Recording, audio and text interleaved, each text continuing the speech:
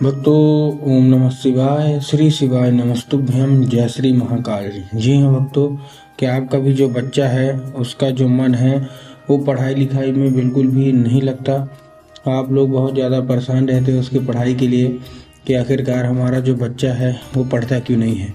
जब भी आप उसको पढ़ाने के लिए बैठाते हो तो कहीं वो घूमने चला जाएगा, कहीं खेलने चला जाएगा, कहीं कुछ करेगा, कहीं कुछ, लेकिन पढ़ेगा बस बिल्कुल भी नहीं। आप लोग बहुत ज़्यादा परेशान रहते हैं कि आखिरकार हमारा जो बच्चा है वो पढ़ता क्यों नहीं है। जब भी कोशिश करते हैं उसको पढ़ाने के लिए तो कहीं वो घूमने चला जाएगा, कहीं खेलने चला जाएगा, लेकिन पढ़ेगा बस बिल्कुल भी नहीं। तो कौन सा उपाय करें कि हमारा जो बच्चा है वो अच्छे तरीके से पढ़े, अच्छे तरीके से आगे बढ़े।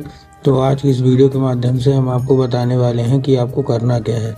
तो बस उपाय ध्यान से सुन के अच्छे से करिएगा ज़रूर।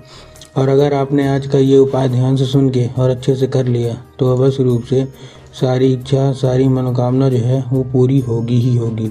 क्या करना है, कैसे करना है, पूरा का पूरा आपको मैं बताने वाला हूँ, अच्छे तरीके से आपको समझाने वाला हूँ। तो बस उपाय ध्यान से सुन के अच्छे से करिएगा ज़रूर। देखिए, आपको भी पता है कि पूज्य गुरुदेव की जो कथा होती है उसमें लाखों की भीड़ आती है। कैसे भीड़ आती है? लाखों की भीड़ आती है। और जब गुरुदेव की कथा में लाखों की भीड़ आती है तो वहाँ ज़्यादातर जो भक्त होते हैं वो क्या करते हैं, पत्र के द्वारा अपनी इच्छा और अपनी मनोकामना जो होती है वो गुरुदेव तक पहुँचाते हैं। तो अभी गुरुदेव की कथा चल रही थी, आज से 4 से 5 महीना पहले की बात है। गुरुदेव की कथा चल रही थी और गुरुदेव की कथा में लाखों की भीड़ आई। अब जब गुरुदेव की कथा में लाखों की भीड़ आई तो वहाँ ज़्यादातर जो भक्त थे उन्होंने क्या किया, पत्र के द्वारा अपनी इच्छा और अपनी मनोकामना जो थी वो गुरुदेव तक पहुँचाई। अब जब गुरुदेव के पास पत्र पहुँचा और गुरुदेव ने पत्र पढ़ा तो वहाँ गुरुदेव ने देखा कि ज़्यादातर जो भक्त हैं उनकी क्या है, केवल और केवल एक ही इच्छा और एक ही मनोकामना है। क्या? कि गुरुदेव, हमारा जो बच्चा है उसका जो मन है वो पढ़ाई में बिल्कुल भी नहीं लगता। कृपया करके कोई उपाय बता दें ताकि हमारा जो बच्चा है वो बिना कुछ बोले, बिना कुछ कहे, केवल और केवल पढ़ाई ही करे। हमने उसके पीछे क्या कुछ नहीं किया है।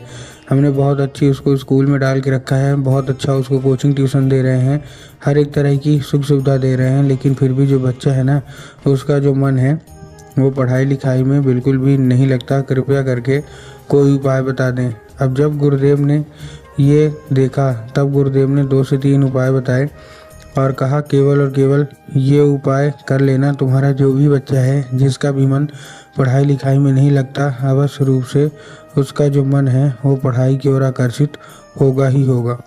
अब जब गुरुदेव ने उपाय बताया तो लोगों ने जा जाके इस उपाय को घर में करना शुरू कर दिया। अब जैसे ही लोगों ने जा जाके इस उपाय को घर में करना शुरू कर दिया, वही लोग गुरुदेव की कथा में मात्र 1 से 1.5 महीने के बाद वापस आए। अब जब वही लोग गुरुदेव की कथा में वापस आए तो उन्होंने क्या किया, फिर से एक बार गुरुदेव को पत्र लिखा। लेकिन ये वाला जो पत्र था ये गुरुदेव को धन्यवाद के रूप में पत्र था कि गुरुदेव धन्य हो आपका, आपके द्वारा बताया गया उपाय हमने कर लिया है, हमारी सारी इच्छा, सारी मनोकामना जो है वो पूरी हो गई है, आपका कोटि कोटि धन्यवाद। तो देखिए, जो लोग भी मेरी आवाज़ अभी सुन रहे हैं ना, अगर आपको भी जानना है कि आखिर ऐसा कौन सा उपाय है जिसको करने मात्र से इच्छा मनोकामना पूरी हो जाती है, तो चलिए हम बताते हैं आपको आज की इस वीडियो के माध्यम से कि आपको करना क्या है। तो बस उपाय ध्यान से सुन के अच्छे से करिएगा ज़रूर। लेकिन उसके पहले चैनल पे अगर पहली बार आए हैं और आवाज़ मेरी पहली बार सुन रहे हैं तो वीडियो कर दें लाइक और चैनल को भी कर लें सब्सक्राइब, ताकि पूजनीय पंडित प्रदीप जी मिश्रा के रोज़ नए नए उपाय सबसे पहले मैं आपको प्राप्त करा सकूं। तो देखिए, जो हमारा सबसे पहला उपाय है वो 3 काली तिल और 1 धतूरे का उपाय है। काहे का? 3 काली तिल और 1 धतूरे का। अब काली तिल और काली मिर्च में देखिए बहुत सारे लोग कंफ्यूज होते हैं कि काली तिल क्या है, काली मिर्च क्या है, हमको थोड़ा साफ साफ बताओ। तब गुरुदेव ने साफ साफ बताया है कि आपको क्या लेना है, केवल और केवल काली तिल ही लेना है। साथ में आपको 1 धतूरा चाहिए।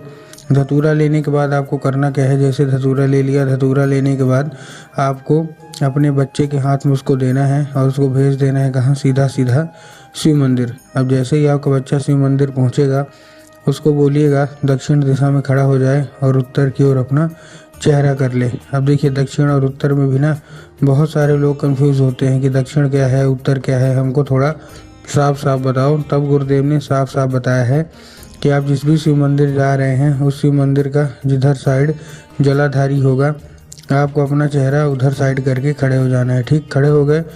खड़े होने के बाद आपको क्या करना है, एक नाम लेके, कौन सा, महादेव का बहुत ही सुंदर सा नाम है श्रम्भेश्वर महादेव। तो अपने बच्चों को बोलिएगा कि श्रम्भेश्वर महादेव का नाम लेके और उन्हीं का स्मरण करके चुपचाप क्या कर दे, अर्पित कर दे।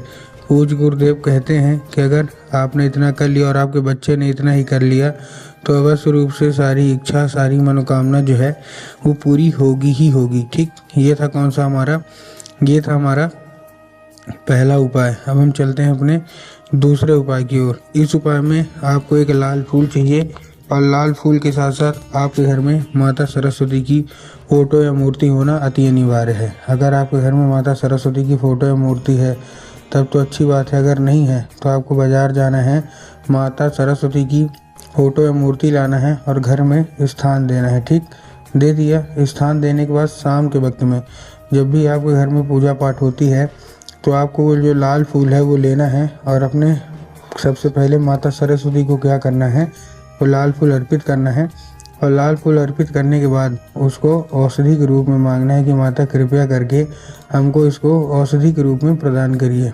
अब क्या होगा, अब ये औषधि का रूप ले लेगा। अब आपको करना क्या है, उसी रात जब आपका बच्चा अच्छे तरीके से खा पी के सो जाए तो आपको लाल फूल उठाना है और अपने बच्चे के माथे पे 2 से 3 बार आपको क्या करना है, फेर देना है। पूज्य गुरुदेव कहते हैं कि इस फूल के जरिए स्वयं जो माता सरस्वती हैं वो उसके दिमाग में प्रवेश कर जाएंगी और उसका जितना भी दिमाग इधर उधर के कामों में लगता है वहाँ से न लग के केवल और केवल जो उसका दिमाग है वो पढ़ाई की ओर लगेगा ही लगेगा। ये था हमारा कौन सा, ये था हमारा दूसरा उपाय। अब हम चलते हैं अपने तीसरे और आखिरी उपाय की ओर। इस उपाय में आपको एक पान का पत्ता चाहिए। क्या चाहिए, केवल और केवल पान का पत्ता, वो भी हरा होना चाहिए अच्छे तरीके से।